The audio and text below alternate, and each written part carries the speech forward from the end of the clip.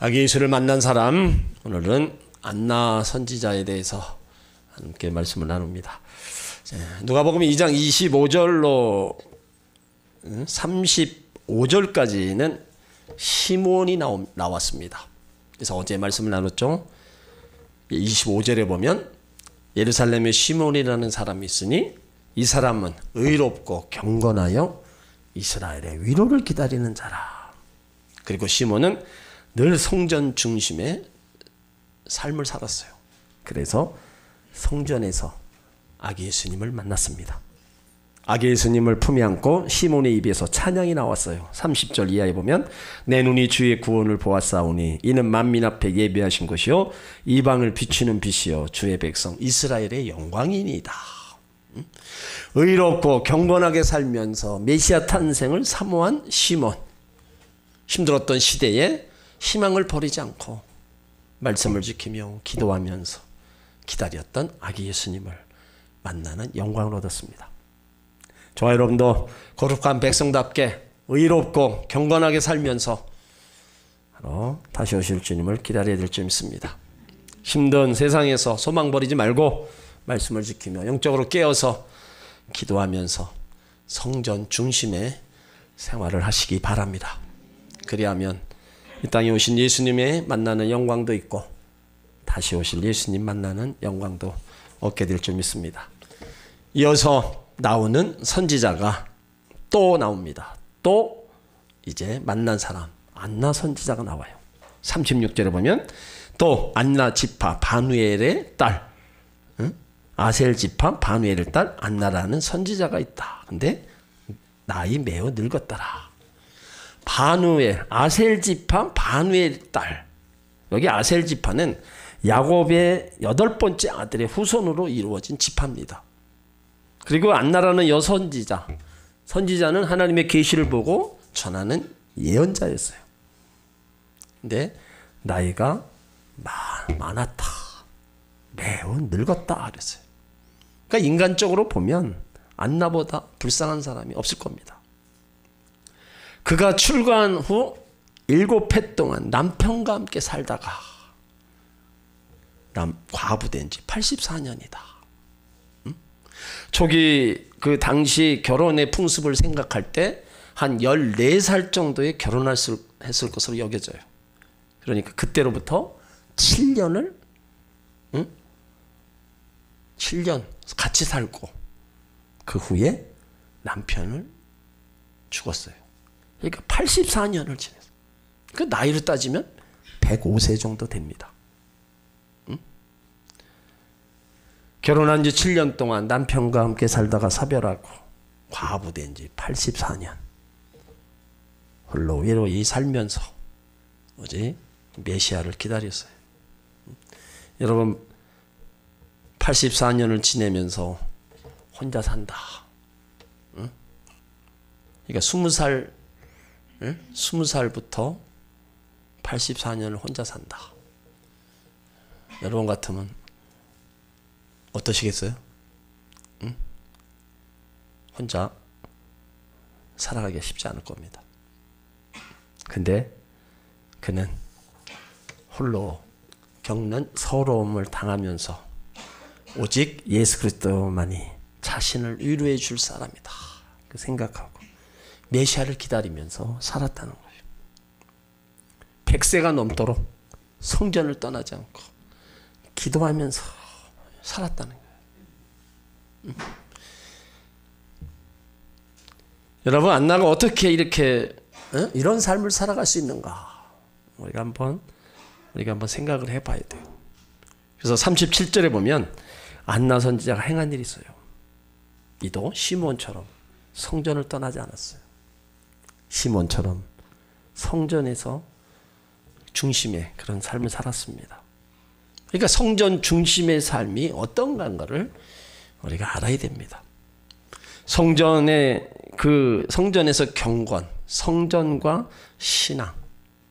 여러분 이거는 우리가 하나님 앞에도 경건한 모습, 거룩한 백성으로의 모습이지만 우리가 세상에서의 모든 것들, 외로움, 고독, 핍박 모든 것들도 다 이기고 갈 수 있는 그곳이 바로 성전이라는 거예요. 84년 동안에 바깥으로부터 얼마나 사람들로부터 많은 이야기가 있었겠죠. 근데 그런 모든 것을 다 성전 중심의 생활로 이겨나갔다. 그러니까 우리가 세상에 나가서 힘들고 어렵고 비박받고 이런 모든 것들을 다 우리는 성전으로 가져와야 돼요. 성전으로 가져와서 여기에서 다 주님 앞에 내려놓고 주님으로부터 위로와 소망과 힘을 얻어야 됩니다. 하나님 앞에 거룩한 백성으로 성전에 있는 건 당연합니다. 그렇지만 우리는 세상에 몸담고 있기 때문에 세상에서 당하는 그런 환난들을 이겨나갈 힘이 없어요.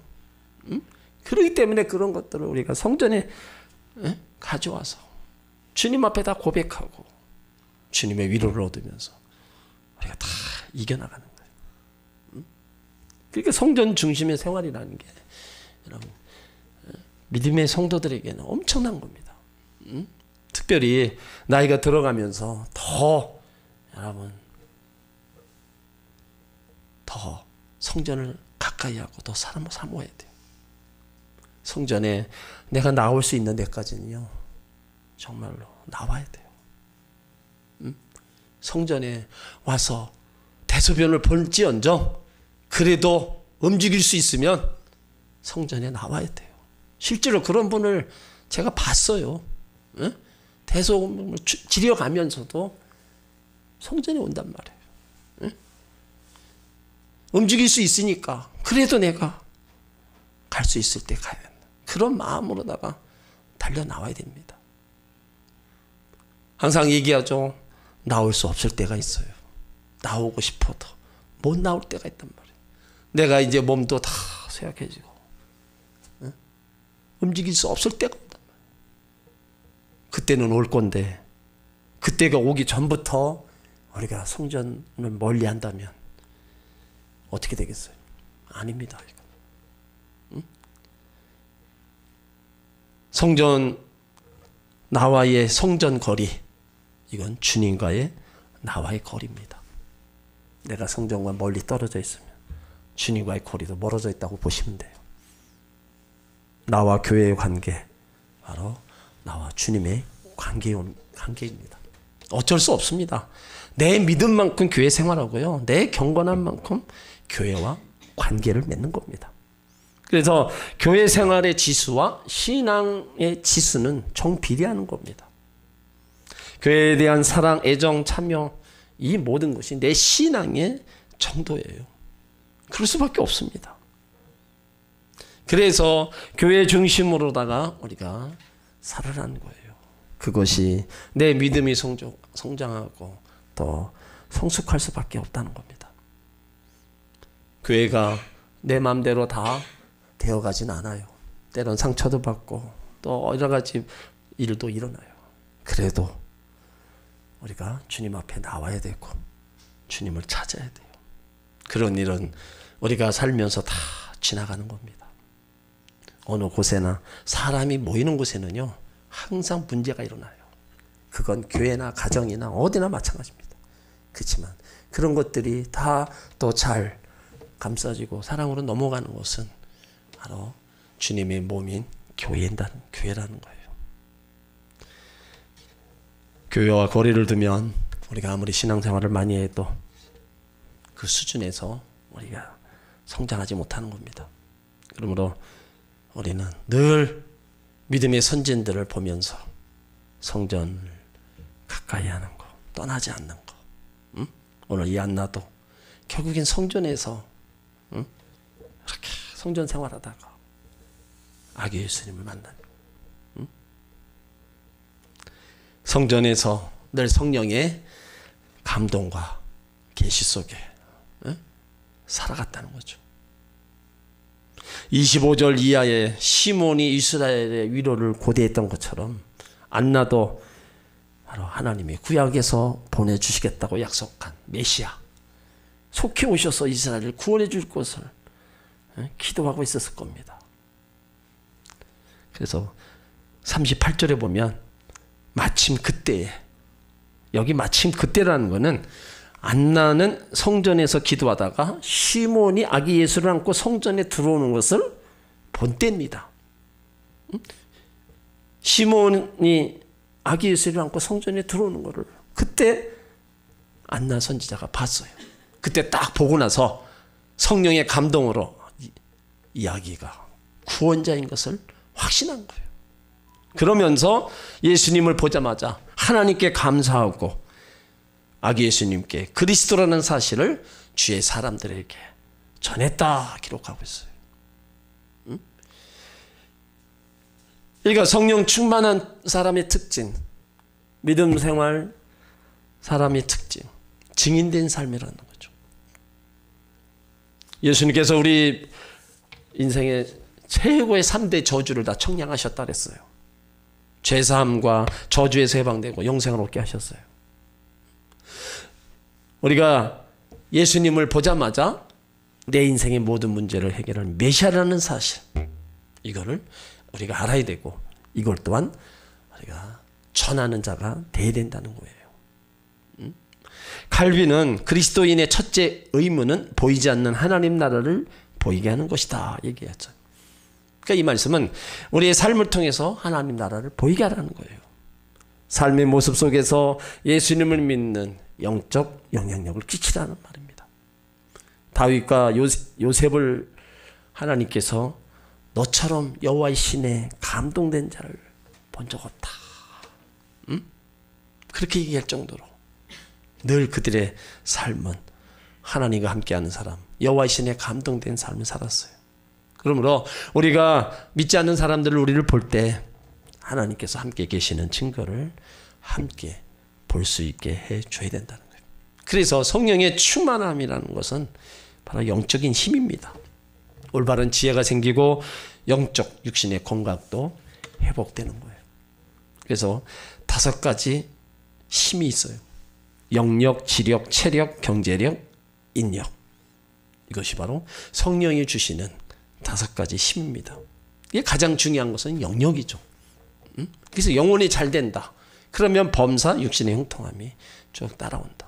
그 영혼이 잘 되기 위해서는 늘 우리가 말씀과 기도 가운데 끼어 달려가는 거예요. 성전 중심의 생활로 달려가야 된다는 겁니다. 여기 안나 선지자가 성전에서 기도하다가 성령의 감동으로 그 아기가 구세주인 것을, 구원자인 것을 확신했다. 그래서 그 사실을 주위 사람들에게 전했습니다. 하나님께 감사하고 예루살렘의 승령을 바라는 모든 사람에게 그에 대해 말했다. 근데 이 말씀은 이사야 52장 9절에 예언된 말씀을 이제 더 선포한 거예요. 이사야 52장 9절에 보면 너 예루살렘의 황폐한 곳들아 기쁜 소리를 발하여 함께 노래할지어다. 이는 여호와께서 그 백성을 위로하셨고 예루살렘에 구속하셨습니다. 이스라엘을 회복하고 예루살렘을 구원하고 백성들을 위로할 것이라는 이사야 선지자의 예언을 근거로 해서 선포한 거예요. 안나의 이런 모습들을 보면서 참 당시 남자가 아니면 아무것도 할 수 없는 그 가부장적 사회에서 혼자 지낸다는 거, 억울함, 서러움, 한이 없었을 거예요. 그러나 구약의 예언대로 구원자가 오셔서 구원해 줄 것을 또 기도하고 그가 영적 구원뿐만 아니라 불등평하고 불합리하고 악한 사회의 구조와 그 환경이 개선되고 상처받은 그런 사람들 또 자신도 위로해 줄 것이라고 생각했어요. 그러니까 구원자만이 상처와 한을 풀어주고 위로해 줄 수 있는 분이라고 생각했던 거죠. 그러니까 다른데 전혀 눈을 돌리지 않았어요. 홀로 당하는 그런 모든 것들 다 자신이 하고 주님 앞에 고백하면서 주님이 옴으로써 우리가 위로를 얻는다. 그러니까 주님으로 우리가 위로를 얻어야 돼요. 84년 성전을 떠나지 않고 기도했다. 여러분 우리가 신앙생활한 지 많으면 보통 모태신앙부터 쳐도 우리가 7, 80 그렇다면 우리가 신앙생활, 하나님의 성전에 나오는 시간을 따지면 별로 안 됩니다. 제가 그걸 계산한 거를 봤다 그랬죠. 내 인생에 하나님 앞에 예배 드리는 시간이 1년도 안 된다고요. 시간으로 따지면 1년도 안 됩니다. 그만큼 짧은 거예요. 여기 안나는 참 어렸을 때부터 모태신앙의 그런 모습을 보인 겁니다. 그래서 그 신앙 안에 쭉 자라고 과부가 돼서도 정말로 성전 안에서 말씀 지키며 거기서 모든 힘들고 어려운 일 다 참아나가는 거예요. 그는 세상적인 소망보다 바로 성전 중심으로 소망을 삼고 주님께 소망을 삼고 나갔어요. 남들이 보지 못하는 것을 보게 되고 남들이 알지 못하는 것들을 알게 되는 바로 복을 누린 겁니다. 그러한 모습으로 살다가 재림의 바로 아기 예수님을 만난 거예요. 그러니까 예수 그리스도는 초림의 주님으로 예언되셨고 성령 안에서 믿음으로 기다린 사람만이 만나게 되었다는 겁니다. 그 성경은 예수 그리스도께서 이 땅에 오실 것을 예언하셨어요. 성경 여러 곳에 말씀하고 있습니다. 자, 우리가 찾아봅니다. 데살로니가 전서 4장 16절로 17절. 주님께서 구름 타고 공중으로 재림할 것을 말씀하십니다.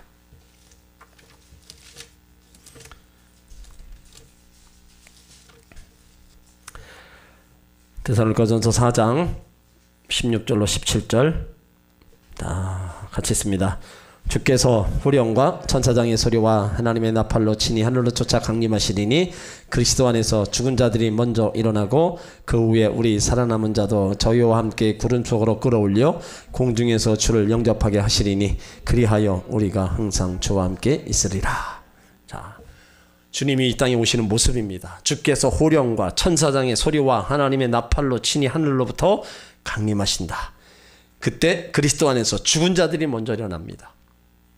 그 다음에 그 후에 살아남은 자들도 그들과 함께 공중으로 끌어올려서 공중에서 주를 영접한다. 그래서 항상 우리가 항상 주와 함께 있겠다.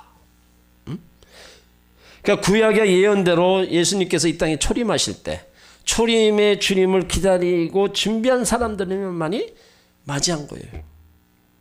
이제 재림의 주님도 마찬가지입니다. 믿음으로 기다리고 준비한 사람들만이 만날 수 있는 거예요. 응? 자, 마태복음 24장 한번 마태복음 24장 40절.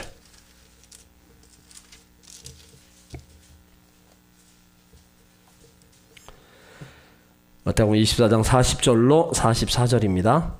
자, 찾으셨죠? 자, 같이 있습니다. 그때에 두 사람이 밭에 있음에 하나는 데려감을 당하고 하나는 버려둠을 당할 것이요 두 여자가 매를 갈고 있음에 하나는 데려감을 당하고 하나는 버려둠을 당할 것이니라. 그러므로 깨어 있으라. 어느 날에 너희 주가 임할는지 너희가 알지 못함이니라.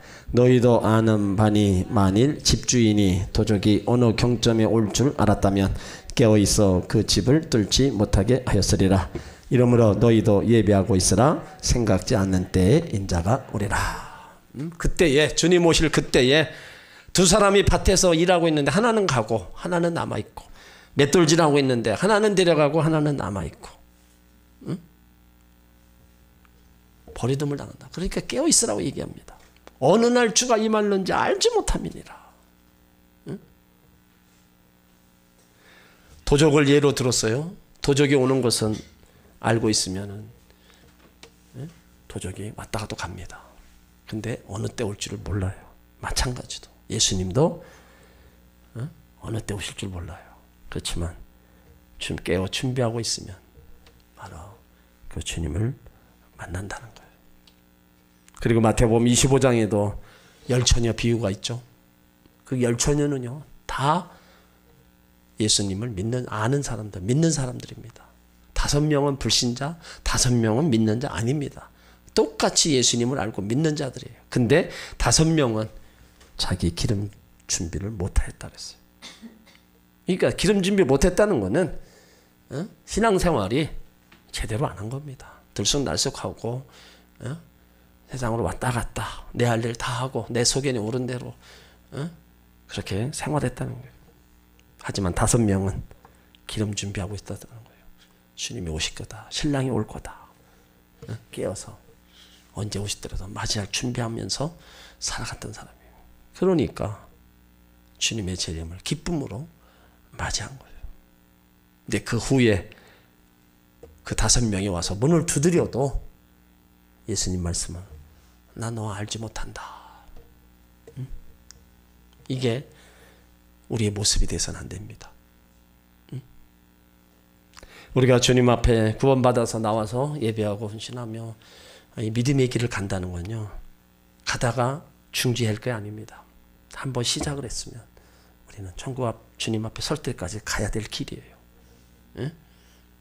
힘들어도 가야 되고요. 핍박과 환난이 있어도 가야 되는 거예요. 이 길만은 가야 되는 거예요. 그렇기 때문에 주님 앞에 서야 우리의 구원이 완성되고, 주님 앞에 서야 우리가 이 땅의 모든 수고와 애씀, 눈물 모든 것들을 다 주님으로부터 위로를 얻고 상급과 면류관을 얻어가는 겁니다.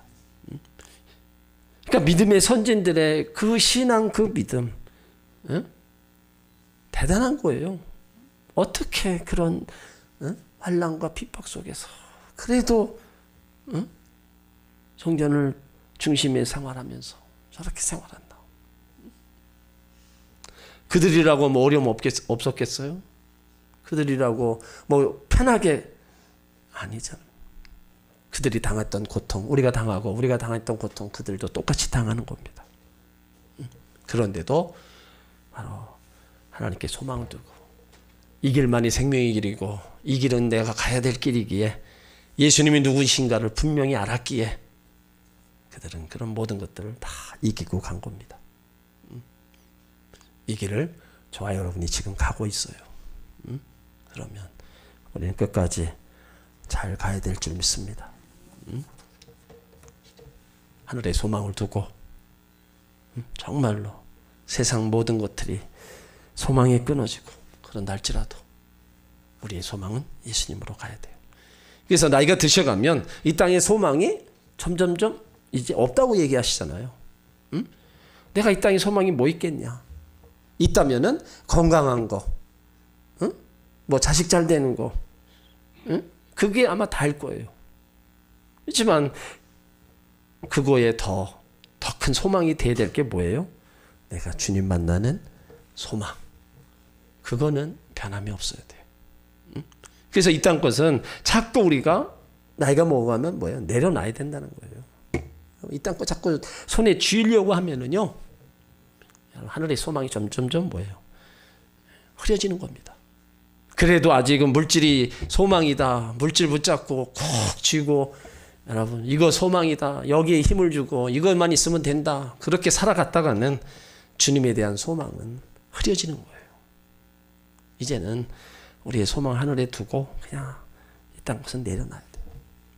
그래서 덕을 쌓는 삶을 살아가야 되고, 우리가 하늘에 가서 상급과 멸류관 받을 일들을 우리가 살아있는 동안에 계속 해야 돼요. 전도하고 또 구제하고 내가 있는 물질 많지는 않지만 이것 가지고 내가 할 수 있는 일들 해나가면서 사는 것이, 내가 그나마 주님의 은혜에 보답하고 또 주님 앞에 갔을 때 조그마한 상급과 면류관을 얻을 수 있는 그 일들을 우리가 살아있을 때 이 땅에서 해야 되는 거예요. 아무것도 우리가 행하지 않고 주님 앞에 상급과 면류관을 받을 수 없는 겁니다.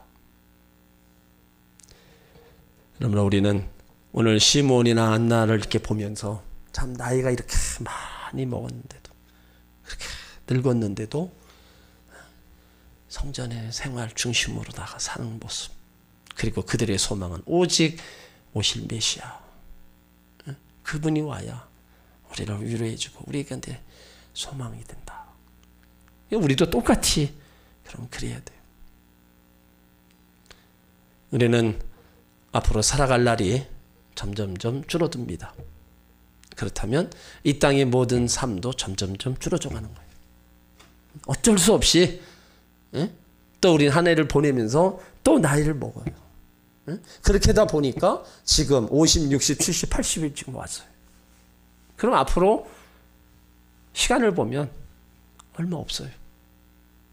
얼마 없다면 내가 이 땅에서 삶이 다 누구나 가는 길을 가지만 그래도 우리는 주님을 바라보고 믿음의 길을 달려왔던 사람답게 우리의 마지막은 더 주님 보시기에 아름답게 신앙생활을 해야 될 줄 믿습니다.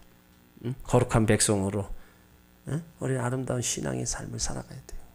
젊었을 때보다 더 겸손함으로